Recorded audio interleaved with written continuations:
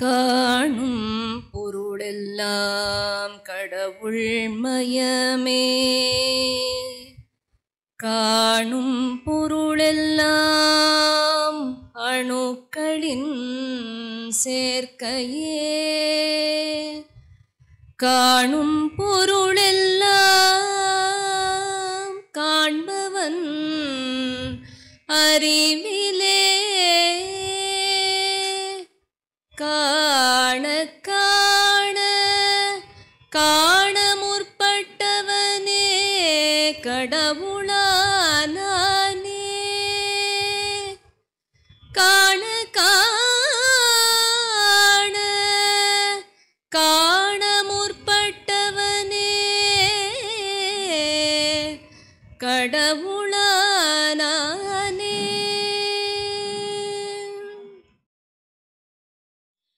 ஓம் குருநாதா சரணம் சரணம் சத்குருநாதா சரணம் சரணம். ஓம் குருநாதா சரணம் சரணம் சத்குருநாதா சரணம் சரணம். துணிவே நினைவே சரணம் சரணம். நாதமே ஜோதியே சரணம் சரணம். அறிவே ஆற்றலே சரணம் சரணம். அருளே பொருளே சரணம் சரணம். உணர்வே உயர்வே சரணம் சரணம். உருவே அருவே சரணம் சரணம். மதியே கதியே சரணம் சரணம். தருவாய் நிதியே சரணம் சரணம். மங்கள ரூபா சரணம் சரணம். மதியருள் பாலா சரணம் சரணம். அம்மையே அப்பா சரணம் சரணம். அன்புருவானாய் சரணம் சரணம். சரணம் சரணம் குருவே சரணம் சரணம் சரணம். உணர்வே சரணம் சரணம் சரணம். குருவே சரணம் சரணம் சரணம். உணர்வே சரணம் சரணம் சரணம். உணர்வே சரணம் சரணம் சரணம். உணர்வே சரணம். ஓம் குருநாதா சத்குருநாதா. ஓம் குருநாதா சத்குருநாதா. ஓம்கார பொருளே உள்ளத்தின் ஒளியே. ஓம் குருநாதா சத்குருநாதா. அஞ்ஞான இருளை அகற்றிடும் மொழியே. அலைபாயும் மனதை அழித்திடும் அறிவே. அஞ்ஞான இருளை அகற்றிடும் மொழியே. அலைபாயும் மனதை அழித்திடும் அறிவே. நினைவுக்கும் அப்பால் நின்றிடும் நிலையே. நித்யானந்தமே அருள் புரிவாயே. நித்யானந்தமே அருள் புரிவாயே. ஓம் குருநாதா சத்குருநாதா. நீயே பிரம்மம் நீயே சத்யம். நீயே மௌனம் நீயே ஆனந்தம். நீயே சாந்தி நீயே பிரேமை. பதம் பணிந்தோமே அருள் புரிவாயே. உன் பதம் பணிந்தோமே அருள் புரிவாயே. ஓம் குருநாதா சத்குருநாதா. இருவினையின் தொல்லை இனி நமக்கில்லை. இருவினையின் தொல்லை இனி நமக்கில்லை. உணர்வின் துணை கோரிடிணை இல்லை. உணர்வின் துணை கோரிடிணை இல்லை. உருவே அருவே அருளே பொருளே. உன்னை விட்டகலாவரமருள்வாயே. நான் உன்னை விட்டகலாவரமருள்வாயே. ஓம் குருநாதா சத்குருநாதா. ஓம் குருநாதா சத்குருநாதா.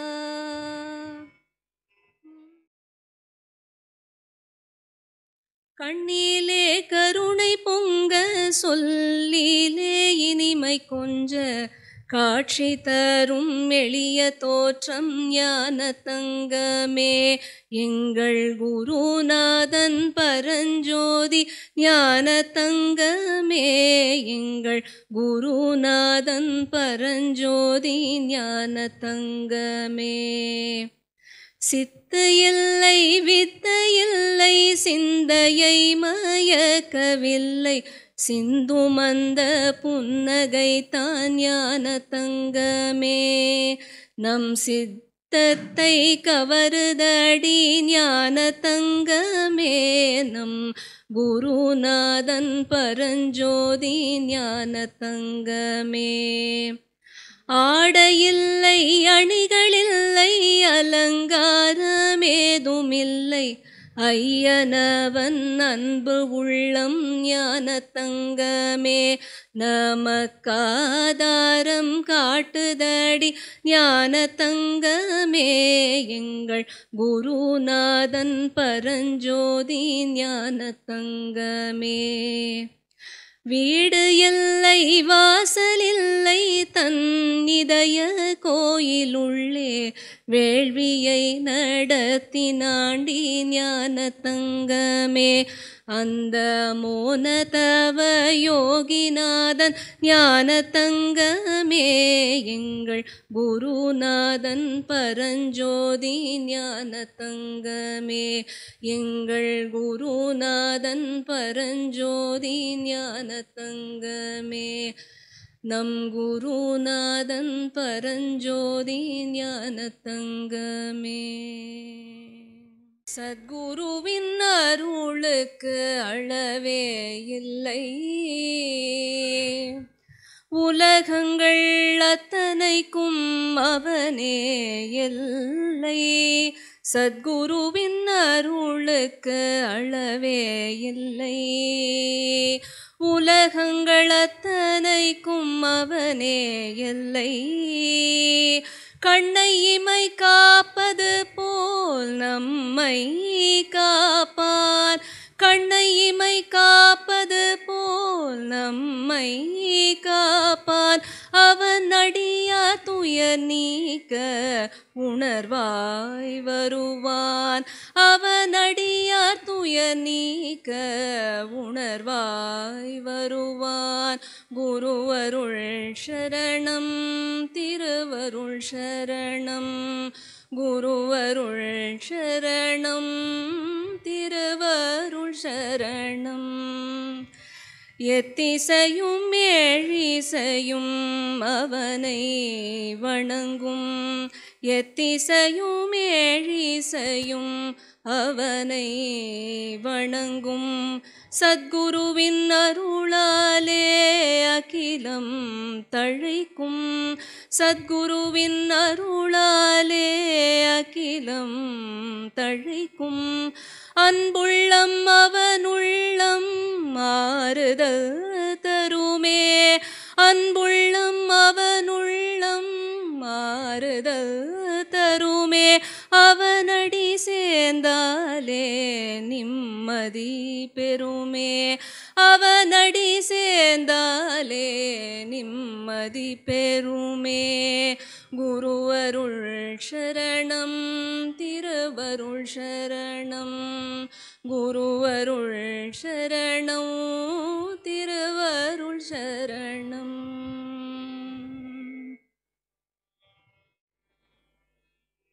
நல்லெண்ணமே இருதயத்தையும் மூளையையும் குளிர வைக்கும் நல்லெண்ணமே இருதயத்தையும் மூளையையும் திடப்படுத்தும் நல்லெண்ணமே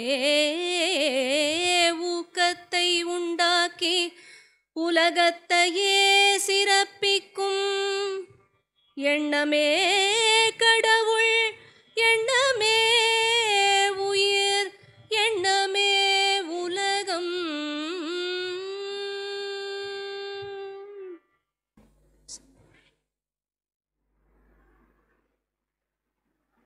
அந்த 11:11 அது தோன்றி அது பக்தியில் கொண்டு விட்டு அவர் அதில் உருகி பலவிதமான சாதனைகளை செய்து கடைசியில் ஒரு குரு மூலமாக இந்த குண்டலினி தியானத்தை அவர் பெற்றார். எப்படி ஒரு அப்பா தன்னோட பையனுக்கு சொத்தெல்லாம் எழுதி கொடுப்பாரோ, அது உதவாக்கரையாக இருந்தாலும் சரி சரி அவனுக்கு வேணுமேன்னு எழுதி கொடுப்பாரோ, அப்படி அந்த தான் அனுபவித்த அந்த சுகத்தை வாரி வாரி ஞானவள்ளல் அவர்கள் கொடுத்தார்கள். அதை பெருகக்கூடிய அந்த அவர் விட்டுட்டு போன அந்த சொத்தில் அதை அனுபவிக்கக்கூடிய அந்த பெரும் பாக்கியம் நம்ம எல்லாருக்குமே இருந்திருக்கு. இங்கே இருக்கிறவங்க ஒவ்வொருத்தருக்குமே கடவுளை காணணும் அப்படிங்கிறது நினப்பு வந்ததுனால தான் மகானுக்கு அன்னைக்கு தோன்றியது, நமக்கும் ஏதோ ஒரு வாழ்க்கையின் கட்டத்தில் அது தோன்றியதுனால தான் நம்ம இங்கே இருக்கோம். அப்போ எப்படி அவர் நம்மளை சேர்த்துக்கிறார் பாருங்க, அப்போ எவ்வளோ பெரிய பாக்கியவான். அப்படி இதுவரையும் மகானவர்கள் இவ்வளோ பெரிய சொத்தை கொடுத்துட்டாரு. சுவாமிஜி அவர் இன்னும் ப்ராக்டிக்கலாக மக்களுக்கு எடுத்து சொல்லணும் அப்படிங்கிற அளவுக்கு நமக்கு ஒரு அமைச்சு கொடுத்துருக்காரு. அப்போ நம்முடைய கடமை என்ன? அப்போ நாமும் அதை பரிபூர்ணமாக ருசித்து ரசித்து அதை ப்ராக்டிக்கல் அப்ளிகேஷனுக்கு போட்டு நம்ம சந்தோஷமாக இருந்தாலே போதும். நம்ம இன்னொருத்தருக்கு போய் சொல்ல வேண்டாம். நம்ம முகத்தில் அந்த தெளிவும் அந்த சந்தோஷமும் இருந்தாலே போதும், ஆட்டோமேட்டிக்காக அது ஈர்க்கும். எப்படி பலாப்பழத்துக்கு நான் இருக்கேன்னு அப்படின்றது சொல்லணுமா? அந்த மனம் வீசும் பொழுதே எல்லாரும் இங்கே பலாப்பழம் இருக்குதுன்னு தெரிஞ்சுக்கிற மாதிரி நம்மிடையே அந்த தெளிவும் நிம்மதியும் சந்தோஷமும் இருந்தாலே போதும். அப்போ அதை நாம் அடைவோம். நம்ம பெருசாக சோஷியல் சர்வீஸ் அதெல்லாம் தேவையில்லை. ஃபஸ்ட்டு முக்கியமாக நாம் சந்தோஷமாக இருக்கோமா, நமக்கு அந்த சமாதானம் வந்துடுதா, எதை பார்த்தாலும் நம்மளால் அன்புமயமாக இருக்க முடியறதா அப்படிங்கிறத நம்ம யோசித்து அதை நம்மதாக்கி அந்த உணர்வை நம் சொந்தமாக்கி அதோடு கூடி குலாவி நன்றாக அதை பயன்படுத்தி நாமும் நமது நட்பும் சுற்றமும் சமுதாயமும் சந்தோஷமாக நிம்மதியாக வாழ்வதற்காக நம்மளால் முடிஞ்ச கடமையை நாம் செய்வோமாக என்று கூறி இந்த விழாவை நாம் துவங்குவோம். முதலாவதாக வரவேற்புரை அளிப்பவர் மெய் உமா, ஆவடி சபை.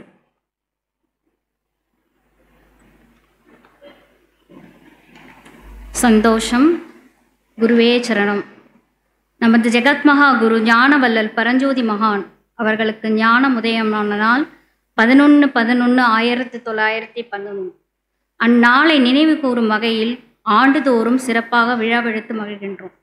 அப்படிப்பட்ட பொன்னான விழா இன்று நம் மத்திய சபையும் ஆவடி சபையும் இணைந்து இவ்விழாவானது சிறப்பாக நடைபெற்று கொண்டிருக்கிறது.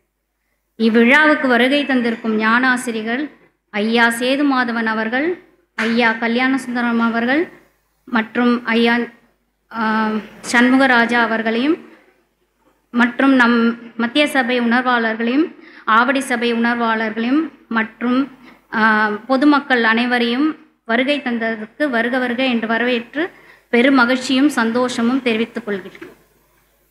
தத்துவ தவஞானி ஞானவள்ளல் ஜெகத்மகா குரு ஞானவள்ளல் பரஞ்சோதி மகானை பற்றி கூற வந்துள்ளேன். தன்னுடைய சிறு வயதிலே அரசனை கடந்த ஈசனை காண வேண்டும் என்ற எண்ணம் உதயமானது. எப்போதும் ஆண்டவனை காண வேண்டும் என்ற தீராத ஏக்கம் உடையவராய் இருந்தார். பசியோ பலயுக நாள் பசி, கண்டு கிடைத்த பொருளோ மிக ருசிகர மேல் சத்துடையது. மகானவர்கள் நாடி வந்து ஒரு குரு அவருக்கு தாந்திரீக தீட்சை அளித்தார். குண்டலினியின் பேரின்பத்தில் 13 ஆண்டுகள் தான் அனுபவித்து அறிந்த உண்மையும் அவர் பட்ட துன்பங்களையும் சொல்லில் அடங்கா. உடல் ஒடுங்கினார், உள்ளம் கசிந்து உருக நீர் வடித்தார். திருவள்ளுவர் கூறியது போல் தெய்வத்தால் ஆகாதெனும் முயற்சி மெய்வருத்த கூலி தரும். பலன் உலகாதி உலகங்களெல்லாம் பார்த்தார். எல்லா உலகங்களும் என் உலகங்கள்தான். படியாத மொழி ஒன்றுமில்லை, படித்து பாடும் மொழியெல்லாம் என் மொழிதான். இது மகானின் அனுபவம். அறிய வேண்டிய பொருளெல்லாம் அறிந்தேன், ஆகியிருக்கும் பொருளெல்லாம் என் பொருள்தான். உடலால் சென்றேன், நுண் உடலால் சென்றேன், உணர்வறிந்து சென்றேன், இங்கும் அங்கும் சென்றேன், எங்கும் நிறைந்தவன் நான் ஒருவனே. தத்துவமசி, ஈசனே மனிதனாகிறான், மனிதனான ஈசனே தன் உயர் ஞானத்தால் தன்னை அறிவான். இவ்வாறு இவர் வித்தாகியது பர்மாவிலும், முளைத்தது மதுரையிலும், வளர்ந்து சென்னை தஞ்சையிலும், பூத்து காய்த்தது பழமாகியது சென்னையில், பூத்து பழமாகி செழித்தது சிங்கப்பூர், சைனா, கீழ் ஆசிய நாடுகள்.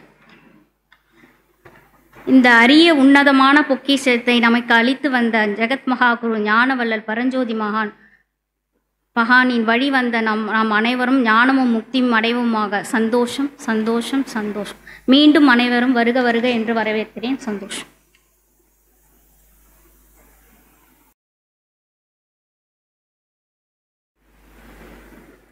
இங்கு வந்துள்ள ஞானாசிரியர்கள் மற்றும் சக மெய் உணர்வாளர்களுக்கும் மற்றும் உள்ள அனைவருக்கும் என்னுடைய சந்தோஷத்தையும் வணக்கத்தையும் தெரிவித்துக் கொள்கிறேன். என் பெயர் தாட்சாயினி. உணர்வு என்றால் என்ன? உணர்வு தான் நம்மக்கிட்ட ஆண்டவன் உணர்வாக இருக்கிறார். அப்போது நம்ம உணர்வை தியானிக்கும் பொழுது பல பிரச்சனைகள் இதிலிருந்து சரியாகுது, தைரியம் வருது. பகவத்கீதையிலே ஸ்ரீ கிருஷ்ண பரமாத்மா நான் உயிர்களிடத்தில் உணர்வாக இருக்கிறேன் என்று சொல்லுகின்றார். ஒரு சொல், சிறு சொல், குரு சொல். அந்த ஒரு சொல் என்ன நம்ம சுவாமிஜி சொல்கிறாரு, அப்பா உணர்வு தெரியுதாப்பா, உணர்வை கவனிச்சுட்டே பேசுப்பா அப்படின்றார். அப்போது நம்ம எப்பவும் உணர்வோடு இருக்கணும் அப்படின்ற மாதிரி. அந்த உணர்வோடு இருக்கும்போது நமக்கு எந்த பிரச்சனைகள் வந்தாலும் அந்த பிரச்சனைகள் நீங்கிடும். அப்படி இருந்தாலும் அந்த பிரச்சனை நம்மளை வந்து துன்பத்திலிருந்து அந்த உணர்வு காட்டி கொடுக்கும். ஞானமே உணர்வு, உணர்வே உயர்வு, உயர்வே உணர்வு, உணர்வை அறிவது உங்களின் அறிவு, உணர்வாய் இருப்பது நான். இங்கே உணர்வு ஞானம்ன்று எதை சொல்கிறாரு மகான்? ஞானம் அப்படின்னா அந்த ஆண்டவன் தான் ஞானமாக இருக்கிறாரு, ஞான சொரூபியாக இருக்கிறாரு. இப்போ தியானம்னா என்ன? நம்ம மூலாதாரத்தில் குண்டலினி சக்தியாக உறங்கி கொண்டிருக்கிறது. அதை குரு நமக்கு மேலெழுப்பி நெற்றிக்கண் வழியாக நமக்கு உணர்வாக கொடுத்திருக்கிறார். அந்த உணர்வை நம்ம தியானத்தின் மூலமாக தியானம் செய்யணும். அப்போ அந்த உணர்வை கவனிக்கணும். அப்படி கவனிக்கும்போது நமக்கு பல நன்மைகள் ஏற்படுது. என் வாழ்க்கையில் நடந்த 2 அனுபவங்களை நான் பகிர்ந்து கொள்கிறேன். 2017 வீட்டில் பல பிரச்சனைகள். வீட்டில் அப்பாவுக்கும் மகனுக்கும் எப்பவும் வாக்குவாதம், பிரச்சனை. இங்கே வந்தால் அங்கே போக முடியாது, பையனையும் விட்டு கொடுக்க முடியல, அப்பாவையும் விட்டு கொடுக்க முடியல. அப்போ என்ன பண்ணுறது? எனக்கு 2021 மறுபடியும் நான் ஆன்லைன் மூலமாக இந்த தியானம் பழக ஆரம்பித்தேன். அப்போது இந்த தியானத்தில் உட்காந்து அந்த 20 நிமிஷம் நம்ம பயிற்சி பண்ணும்போது சுவாமிஜி சொல்கிற மாதிரி செய்தேன். அவ்வளோதான். ஆனால் பிகினிங்கில் எனக்கு உணர்வு தெரியல. ஏன்னா லாங் பேக் நான் 2002 வாங்கினேன், மறுபடியும் வந்தது. அதுக்கப்புறம் கொஞ்சம் கொஞ்சமாக உணர்வு ஆக்டிவேட் ஆனது. அதில் இப்போ கொஞ்சம் கொஞ்சமாக வீட்டில் அந்த சமாதானம் இல்லாமல் இருந்ததெல்லாம் அடியோடு நீங்கி ஓரளவுக்கு சமாதானமாக இருக்குது. அது யாருக்கு தான் சமர்ப்பணம்? குருவுக்கு தான் சமர்ப்பணம். அப்புறம் இன்னொரு என்னுடைய பையனுக்கு இந்த இடத்துல வெள்ளையாக இருக்கும். அதான் அவன் டீனேஜ். அது ஒரு ஸ்கின் டிசீஸ் தான் சொல்கிறாங்க. அந்த டிசீஸ் சொல்லும்போது என்ன சொல்கிறாங்கன்னா, இவன் எந்த டாக்டர்கிட்டையும் வரமாட்டேன், நான் டேப்லெட் எதுவும் எடுத்துக்க மாட்டேன், எந்த மெடிசன் சாப்பிட்டா சைடு எஃபெக்ட் வரும் அப்படின்றான். இல்லைம்மா நான் 2-3 டாக்டர்கிட்ட போயிட்டேன், சிட்டிலனையும் போயிட்டேன், வேண்டாம் நான் எடுத்துக்கவே மாட்டேன் அப்படின்றான். எனக்கு என்ன பண்ணுறதுன்னு புரியல. அவங்க என்ன இது ஒன்றுமே ப்ராப்ளம் இல்லை, இது வந்து ஒரு சத்து குறைவினால தான் வருது அப்படின்றாங்க. ஆனாலும் நமக்கு பார்க்குறவங்க என்ன சொல்கிறாங்க, ஒரு மாதிரி சொல்கிறாங்க. அவங்க ஃப்ரெண்ட்ஸோடலாம் போகும்போது அவன் காலேஜ் படிச்சுட்டு இருந்தான் ஃபஸ்ட் இயர். அப்போ சொல்கிறாங்க, அம்மா ஃப்ரெண்ட்ஸ் வந்து நீ சிகரெட் பிடிக்கிறியான்னு வந்து கேட்குறாங்கம்மா அப்படின்றாங்க. நீ எதுக்கு கவலைப்படுற, நீ அது மாதிரி இருந்தால் தான் நீ கவலைப்படணும், நீ எதுக்கு பயப்படுற, அதெல்லாம் ஒன்றும் இல்லை சரியாயிடும் அப்படின்னு. நான் வந்து எங்கேயுமே போகல, வீட்டில் உட்காந்து தான் தியானம் பண்ண ஆரம்பித்தேன். அந்த தியானத்தில் தான் என் பையனுக்கு அந்த வெள்ளையாக இருந்த தழும்பு மாதிரி அந்த இடத்துல அந்த பிளாக், அந்த கருப்பு கலரை அந்த தோல் வந்தது இப்போ சரியாக இருக்குது. அதுவும் வந்து குருமகனுக்கு நான் நன்றி சொல்கிறேன். சந்தோஷம் செழிக்கட்டும் விவசாயம், சீர்படட்டும் நிர்வாகம், நிலவட்டும் புன்சிரிப்பு உலக மக்களின் முகங்களில், வளர்க ஆன்மீகம், வாழ்க வாழ்வாங்கு. சந்தோஷம் சந்தோஷம் சந்தோஷம் சந்தோஷம். இப்போ இவங்க இந்த தியானத்தின் மூலமாக வீட்டில் வந்து சமாதானம் நடந்தது அப்படின்றாங்க. ஃபஸ்ட்டு நமக்குள்ளே அந்த சமாதானம் வரும்போது அதனுடைய ரிஃப்ளெக்ஷன் தான் அந்த சுற்றுச்சூழலை மாற்றுறது அப்படிங்கிறது அவர்களுடைய அனுபவத்திலேருந்து நம்ம நல்லா தெரிஞ்சுக்கலாம். அடுத்து உரையாட வருபவர் ஞானாசிரியர் ஷண்முகராஜா, சென்னை சபை. சந்தோஷம். குருவே சரணம். நாம் இப்பொழுது பரஞ்சோதி மகான் அவர்களின் ஞானோதய தின விழாவை கொண்டாடி கொண்டிருக்கின்றோம். பரஞ்சோதி மகான் எத்தகையவர்? ஞானவள்ளல். அவரோட உபதேசத்தை ரொம்ப வருஷத்துக்கு அப்புறமா எங்கேயோ நடக்கக்கூடிய அந்த உபதேசத்தை கனவுல முன்னாடியே அவர் அந்த அனுபவத்தை பெற்று அதே மாதிரி மறுபடியும் அந்த அனுபவத்தை பெற்றவர்.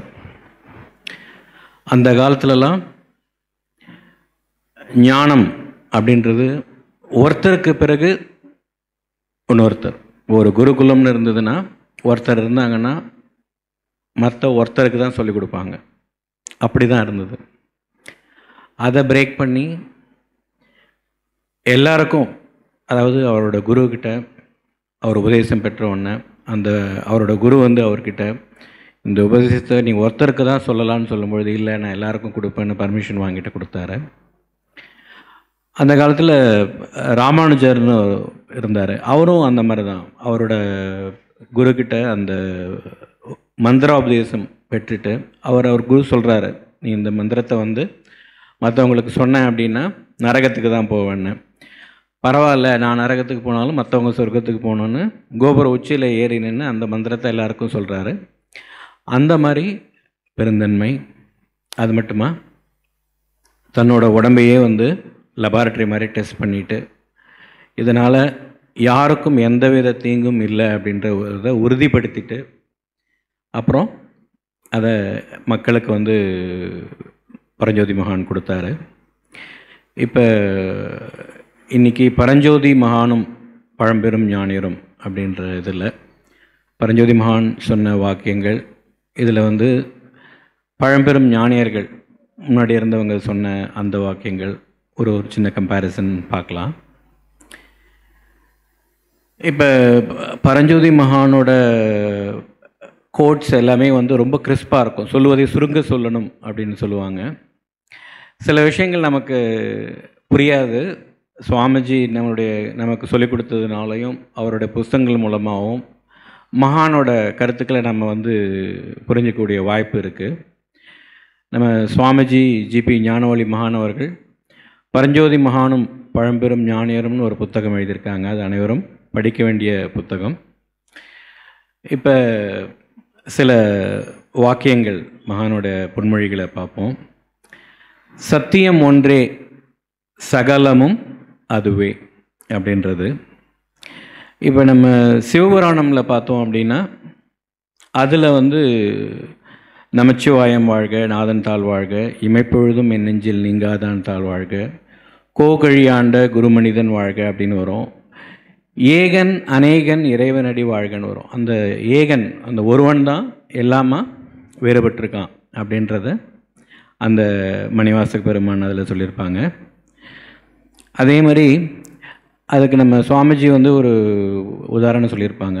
இப்போ கோல்டு இருக்குது, அதில் வந்து விதவிதமான நகைகள் செய்கிறோம். கம்மல்னு சொல்கிறோம், மூக்குத்தின்னு சொல்கிறோம், ஜிமிக்கின்னு சொல்கிறோம். ஆனால் மெட்டீரியல் ஒன்று தான், தங்கம்தான். அந்த மாதிரி அந்த ஒரே பொருள் தான் பல்வேறு பொருள்களாகவும் செயல்களாகவும் வேறுபட்டிருக்கு அப்படின்றது. இதே தான் வந்து கிறிஸ்டியானிட்டியில் நான் சத்தியமும் ஜீவனும் மார்க்கமாக இருக்கிறேன் அப்படின்றத சொல்கிறாங்க. நம்ம அடுத்ததாக இது ரிலேட்டடாக இன்னொரு வாக்கியம் பார்த்தோம்னா, நான் கடவுளில் ஃபஸ்ட்டு இது, கடவுளை தவிர வேறொரு பொருள் இல்லாததால், வேறொரு பொருள் இருந்து கடவுள் அதை எடுத்து உலகை படைத்தான் என்றில்லை, எல்லாமாக பரிணமித்திருப்பதே விரிந்திருப்பதே கடவுள் அப்படின்றது. இதுக்கு ரிலேட்டடாக என்ன வருதுன்றதை பார்ப்போம். ஆத்மபோதம். ஆத்மபோதமில் வந்து ஆதியான பரபிரம்மம் என்ற ஆனந்த சாகரத்தில் நீரில் குமிழிகள் அனைத்தும் தோன்றுவதும், அதாவது நீரில் குமிழிகள் போன்று அனைத்தும் தோன்றுவதும் வாழ்வதும் லயமாவதும் ஆகும். அதாவது ஒரு கடல் இருக்குது, கடலில் வந்து அந்த நீர்க்குமிழிகள் வருது. அந்த நீர்க்குமிழிகள் வந்து சின்னது பெருசாக இருக்கலாம், ஆனால் குணம் ஒன்று தான். ஸோ அந்த மாதிரி நம்ம அந்த நான் என்ற பரம்பொருளிலிருந்து தான் எல்லாமே தோற்றம், வாழ்வு, லயம் அப்படின்றத நம்ம பார்க்கலாம். அடுத்ததாக இதுக்கு இன்னும் ரெலவெண்ட்டாக மகானோட வாக்கியம் பார்த்தோம்னா, தன்னிலையில் தானாகி ஓங்கார ஒளியாகி, விண்ணாகி மீனாகி நீராகி, நிலனாகி தாவரமாகி, அந்த இதுவும் வந்து நமக்கு மேட்ச் ஆகும். மறுபடியும் நம்ம சிவபுராணம் பார்த்தோம்னா, விண் நிறைந்தும் மண் நிறைந்தும் மிக்காய் விளங்குழியாயின்னு வரும். அதாவது அந்த ஆண்டவன் வந்து விண் முழுவதும், அந்த ஆகாயம் முழுவதும் நிறைஞ்சிட்டானா, அதே மாதிரி மண் முழுவதும் நிறைஞ்சிட்டானா, பூமி முழுவதும் நிறைஞ்சிட்டானா, ஆனாலும் பரிபூரணமாகவே இருக்கானாம், அதிலேருந்து எதுவுமே குறையிலையாம். இப்போ நம்ம மறுபடியும் நம்ம கடவுளை தவிர வேறொரு பொருள் இல்லாததால்னு பார்த்தோம்னா நம்மளால் அதை மேப் பண்ண முடியும், நம்ம மகான் சொன்னதை. அடுத்ததாக இன்னொரு சேயிங் எடுத்துக்கலாம். காணும் பொருள் எல்லாம் கடவுள் மயமே.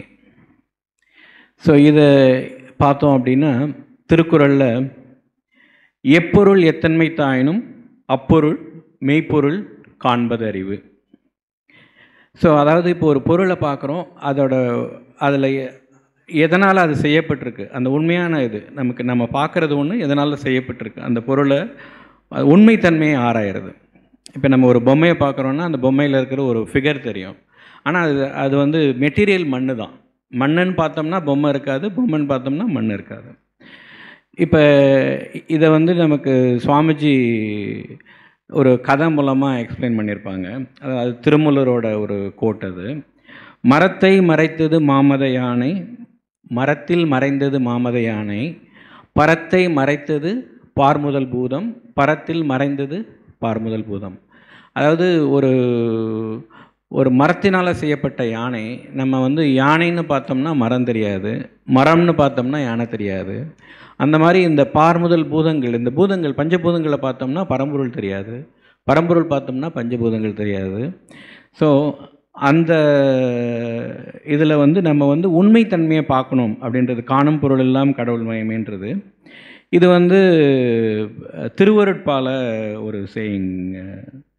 உள்ளொன்று வைத்து புறமொன்று பேசுவார் உறவு கலவாமை வேண்டும், பெருமை பெறும் நினது புகழ் பேச வேண்டும், பொய்மை பேசாதிருக்க வேண்டும்.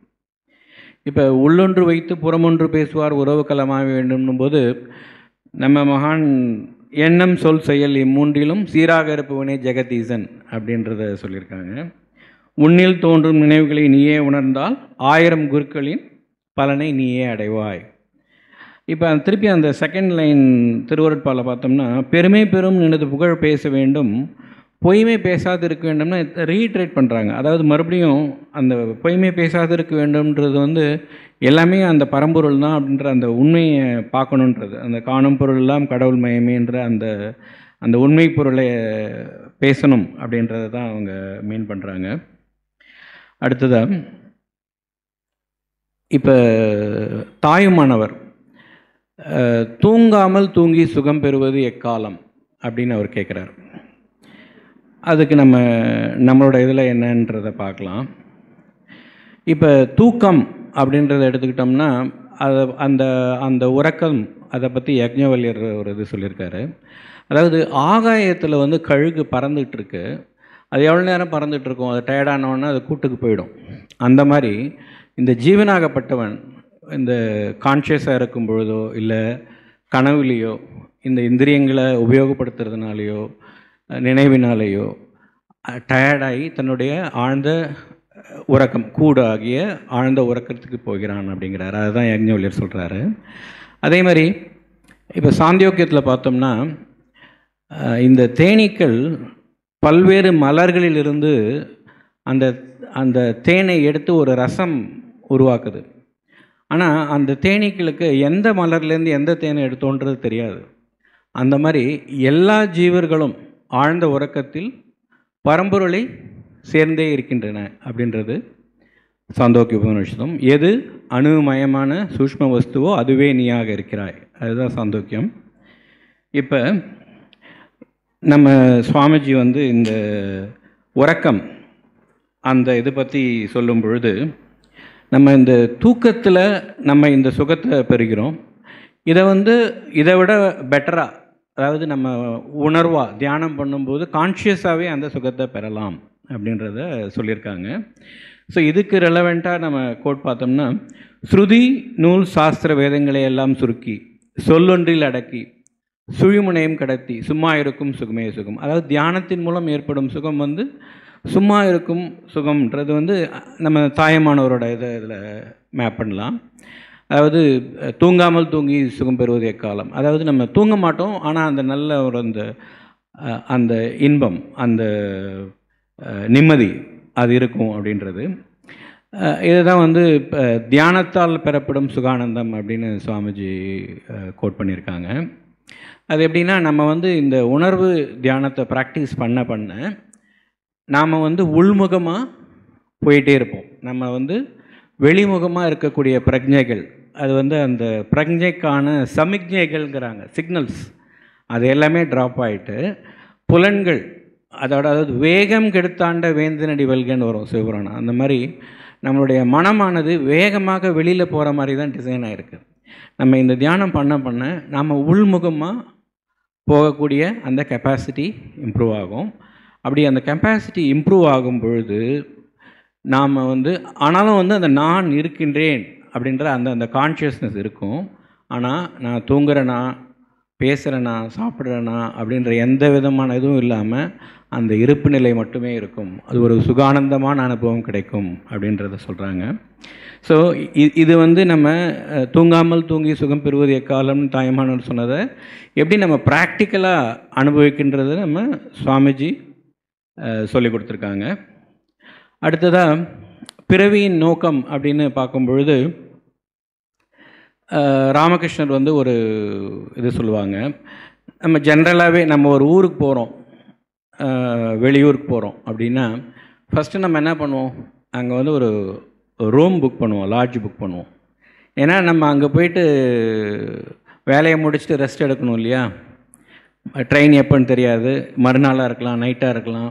ஸோ ஃபஸ்ட்டு அந்த இடத்த நம்ம ரிசர்வ் பண்ணிப்போம். அந்த மாதிரி நாம் இந்த உலகத்திற்கு வந்திருக்கோம். மகான் கேட்குறாங்க, நான் வந்த வாகனத்தில் வந்திருக்கிறீர்களே, சுற்றி பார்த்தது போதும் என்று இறங்கப் போகிறீர்களா, மீண்டும் சுற்றி பார்க்க போகிறீர்களா? இதே தான் ராமகிருஷ்ணன் சொல்கிறாரு. இப்போ நீங்கள் வந்து சுற்றி பார்க்க போகிறீங்கன்னா ஒரு ரூமை புக் பண்ணிப்பீங்க. அந்த மாதிரி முதல்ல உங்களுடைய உண்மையான வீடு, உங்களுடைய உண்மையான நிலை, அதற்கான முயற்சியை ஃபஸ்ட்டு எடுத்துக்கோங்க. அதுக்கப்புறமா நீங்கள் வந்து ஆடுங்க பாடுங்க. நம்ம சுவாமிஜி அதுக்கு மேலே என்ன சொல்கிறாங்க, அந்த உண்மையான வீடு, சொந்த வீட்டுக்கு போக வேண்டிய விலாசத்தையாவது முதல்ல தெரிஞ்சுக்கங்கன்றாங்க. அந்த விலாசம்தான் நாம் செய்கிற தியானம், நாம் செய்கிற அந்த தியான பயிற்சி. நம்ம இந்த தியான பயிற்சி செய்து கொண்டே இருக்கும் பொழுது நம்முடைய மற்ற உலக கடமைகளை மாற்றி நமக்கான கடமை, அதாவது நம்மளுடைய உண்மையான நிலையை அறியக்கூடிய கடமை, அதையும் செய்து நாம் நம்முடைய உண்மையான நிலையை அடைவோம் என்ற நல்ல சந்தோஷத்தோடு நிறைவுபடுத்திக் கொள்கிறேன். செழிக்கட்டும் விவசாயம், சிறுவடட்டும் நிர்வாகம், நிலவட்டும் புன்சிரிப்பு உலக மக்களின் முகங்களில் வளர்க ஆன்மீகம் வாழ்க வாழ்வாங்க. குருவே சரணம். சந்தோஷம். நான் கடவுள் ஒரு சாப்டரில் சுவாமி 2 டைப்ஸ் ஆஃப் ஃபோர்ஸஸ் அப்படின்னு சொல்லலாம். சேர்வதிலும் பிரிவதிலும் அதில் உண்டாகிற இன்ப துன்பமே உலகு அப்படின்னு சொல்லிட்டு ஒன்று இருக்கும். அது ரொம்ப ஒரு வித்தியாசமான ஒரு சாப்டரில் இருக்குன்னு வச்சுக்கோங்க. ஸோ அதை நம்ம எடுத்து ஆராய்ச்சி பண்ணி பார்க்கலாம்.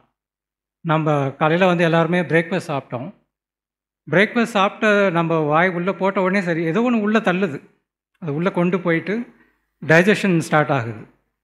டைஜஷன் பண்ணி அதுக்கு தேவையான நாம் எதுவுமே பண்ணலை. நம்ம வாயை போட்டு மென்று உள்ளே அணைச்சிருக்கோம். அதனுடைய ப்ராசஸ் அதுக்கப்புறம் ஸ்டார்ட் ஆகிடுது. தேவையான சத்துக்களை எல்லாம் அது வந்து டைஜஸ்ட் பண்ணி அதிலிருந்து நமக்கு ரத்தமாகவும் மற்ற தாதுக்களாகவும் பிரித்து உடம்பு ஃபுல்லாக கொண்டு போய் சேர்க்குது.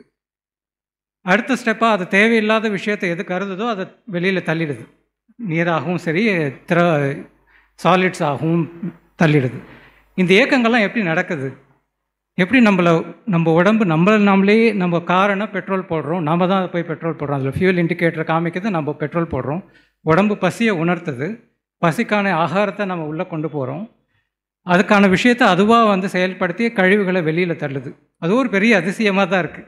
அது சின்ன வயசில் இதை படிக்கும்போது ஒரு பெரிய பாடாந்திரமாக தான் நம்ம படிச்சுட்டு இருந்தோம். ஆன்மீக சாந்தத்தோடு நம்ம அதை பார்க்கும்போது நம்மளுடைய கண்ணோட்டமே மாறுது.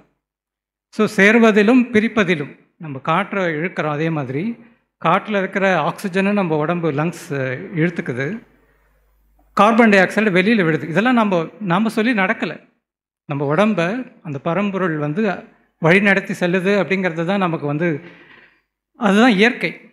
எது நம்ம எங்கே வந்து நம்மளுடைய கேள்விக்கு பதில் இல்லையோ அது இயற்கை ஆர் கடவுள் அப்படின்னு சொல்லலாம். இந்த சேர்வதிலும் பிரிப்பதிலும் தான் நம்ம உள்ளே நடக்கிற இயக்கங்களும் பார்க்குறோம், வெளியில் நடக்கிற இயக்கங்களும் பார்க்குறோம். நம்ம அப்பா அம்மா குருக்கள் எல்லாமே வந்து நல்ல விஷயங்களை எடுத்து சொல்கிறாங்க. தேவையானதை நம்ம சேர்த்துக்கிறோம். நிறைய ஃப்ரெண்ட்ஸ் மற்ற எல்லா இடத்துக்கும் போகிறோம். தேவையில்லாத விஷயங்களையும் பார்க்குறோம். அதை நம்ம பிரிக்கிறோம். எது தேவையோ அதை மட்டும்தான் நம்ம எடுத்துக்கிறோம். அந்த விஷயங்களை எதை சேர்க்கணும் எதை பிரிக்கணும். அதில் வந்து தேவையில்லாத விஷயங்கள் நமக்குள்ளே போயிடுச்சுன்னா நம்ம ஏதோ ஒரு நிறைய ஒரு 10 பரோட்டா சாப்பிட்டுட்டோம், டைஜஷன் ஆகாது. ஒரு அஜீரண கோளாறுகள் வரும். தேவையில்லாத எண்ணங்களை உள்ளே சேர்த்துக்கிட்டோம். நம்ம தியானத்தில் உட்காரும்போது தியானம் வந்து வராது. வேறு ஏதோ சிந்தனைகள் ஓடும். வாழ்வியலும் அப்படி தான் இருக்குது. இந்த ரெண்டுத்தில் இருக்கிற இன்ப துன்பம் தான் வாழ்க்கை முறையாகவே மாறிடுது அப்படிங்கிறது தான் அந்த 2 லைன் தான் போட்டிருக்காரு. ஆனால் அதுக்கான ஆழ்ந்த அர்த்தங்கள் நம்ம வந்து ஆராய்ச்சி பண்ணிக்கிட்டே போகலாம். ஸோ இதற்கு வந்து இந்த அளவுக்கு, அதாவது அந்த புத்தகத்தில் பார்த்தோம்னா 20 தத்துவங்கள்லேருந்து வாழ்க்கை முறையுடைய எல்லா விஷயங்களுமே அந்த சின்ன புத்தகத்தில் வந்து பரஞ்சோதி மகான் எழுதியிருக்கார். அப்படிங்கிறது பெரிய ஆச்சரியம் தான். ஏன்னா எல்லா மகான்களும் ஆன்மீகம் மட்டும்தான் இருக்கும், மற்ற உலகியல் விஷயங்கள் பற்றிலாம் எழுதியிருக்க மாட்டாங்க. இவர் வந்து ஆரம்பத்துலேருந்து கடைசி வரைக்கும் எல்லா துறை, தொழிலாகட்டும் விவசாயமாகட்டும் எல்லாத்துக்கும், மருத்துவம் கூட அந்த புத்தகத்தில் இருக்குது அப்படிங்கிறதே ஒரு பெரிய விஷயந்தான். ஸோ இப்போ நாம் எதை சேர்த்துக்கணும், எதை நம்ம உடம்புல இருந்தும் சரி நம்மளுடைய உள்ளத்தில் இருந்தும் பகமை பாராட்டுவதை இன்றைய விட்டு ஒழியுங்கள் அப்படின்னு சொல்லுவாங்க சுவாமிஜி. ஸோ நம்ம உள்ளத்தில் ஒவ்வொருத்தருக்கும் நிறைய விஷயங்கள் இருக்குது. நம்ம எல்லாரும் வெவ்வேறு துறையிலேருந்து வந்திருக்கோம், வெவ்வேறு வாழ்வியலேருந்து வந்திருக்கோம். மத ஜாதி பல வகையான பிரிவுகள் இருக்குது, பிரிக்கிற சக்தி நிறைய இருக்குது. பட் எல்லாமே ஆன்மீகம் அப்படிங்கிற ஒரு ஸ்தாபனத்துக்குள்ளே வந்து ஒற்றுமையாக இருக்கும். மனிதநேயம், நிறைய விஷயங்கள் நம்மளை ஒன்று சேர்க்கிறது. ஸோ நல்ல விஷயங்களால் நம்ம எல்லாருமே ஒன்று கூடி வரோம் அப்படிங்கிறது தான். ஸோ அந்த நல்ல விஷயங்கள் நம்மளை உள்ளே கொண்டு போய் அந்த சந்தோஷ நிலைக்கு எது கொண்டு சேருமோ அந்த விஷயத்தை தான் நம்ம வந்து அதிகமாக சேர்த்துக்கொள்ளணும். அதில் தான் நம்மளுடைய நிலையான நிம்மதி இருக்கும் அப்படிங்கிறது தான் அந்த வாசகத்தோடைய என்னுடைய புரிதல். சந்தோஷம். சந்தோஷம். மத்திய சபையிலிருந்து வந்திருக்கும் ஞானாசிரியர்களுக்கும் சகமை உணர்வாளர்களுக்கும் பொது மக்களுக்கும் என்னுடைய வணக்கத்தையும் சந்தோஷத்தையும் தெரிவித்துக் கொள்கிறேன். இன்று ஜெகத்மகாகுரு ஞானவள்ளல் பரஞ்சோதி மகான் அவர்கள் ஞானமடைந்த தினத்தை ஞானோதய தின விழாவாக கொண்டாடி வருகிறோம். ஞானம் என்ற சொல் ஆண்டவனையே குறிக்கும். ஞானமே சொரூபமானவன், ஞானமே உணர்வு. கடவுள் இருக்கும் இடத்தை அறிந்தவர்கள் ஞானிகள். 1000 ஆண்டு வணக்கத்தை விட அரை நிமிட ஆராய்ச்சியே மேல் அப்படின்னு மகான் அவர்கள் நான்கடவுள் புத்தகத்தில் குறிச்சிருக்காரு. இந்த 1000 ஆண்டு ஏக்கத்தினால வந்த ஒரு எண்ணம் தான் மகானுக்கு அரசனையும் கடந்த ஆண்டவனை காண வேண்டும் என்ற எண்ணம் வித்திட்டது. அந்த வித்துனால தான் இப்போ நம்மளுக்கு கிடைச்சிருக்கிறது குண்டலினி உபதேசம். இந்த உபதேசத்தை நாம் எப்படி பயன்படுத்தணும், பயன்பெறணும் அப்படின்றத தான் நம்மளுக்கு அவர் ஞானம் அடைஞ்சு, தான் மட்டும் ஞானம் அடைஞ்சால் பத்தாது, இந்த உலக மக்கள் எத்தனையோ துன்பங்கள் படுறாங்க, அவங்களையும் நாம் அடைஞ்ச அந்த ஆனந்தத்தை அடையணும் அப்படின்றது தான் நம்மளுக்கெல்லாம் கருணை கூர்ந்து அருள் கூர்ந்து வழங்கியிருக்காங்க. அப்படி ஔவையாரும் அவருடைய பாடல்களில் அரிது அரிது மானிடராய் பிறத்தல் அரிதல், மானிடர் ஆதல் அரிது, அதனினும் அரிது கூன் குருடு செவிடு பேடின் நீக்கல் அரிது, அதனினும் அரிது தானமும் தவமும் இப்படின்னு அவங்களும் பாடியிருக்காங்க. சிவபுராணத்தில் மாணிக்கவாசக பெருமானாரும் புல்லாய் பூடாய் புழுவாய் பல்விருகமாகி மனிதனாகி கல்லாகி மண்ணாகி மனிதனாகி இப்படி எல்லா பிறப்பும் பிறைந்திழைத்தேன் எம்பெருமானே அப்படின்னும் சொல்கிறாரு. அந்த வரிசையில் நம்ம மகான் நான்கடவுள் புத்தகத்தில் ஆறறிவிலும் ஆறறிவாய், ஆறறிவிலும் ஆறறிவாய் ஆராய்ந்து பார்த்தீர்களானால் உங்களில் மூல முழுமையும் உங்களில் அறிந்து கொள்வீர்கள் அப்படின்னு கொடுத்துருக்காரு. இதெல்லாம் எந்த வரிசையில் வருது, இதெல்லாம் எப்படி வருது, ஏன் இந்த எல்லாருமே சொல்கிறது மனித பிறவியை தான் உயர்த்தி சொல்கிறாங்க, ஏன் மனுஷ பிறவிக்கு இவ்வளோ உயர்வு கிடைக்கிது அப்படின்றத நம்ம மகான் ஆறறிவிலும் ஆறறிவாய் அப்படின்னு 2 ஆறு கொடுத்துருக்கார்.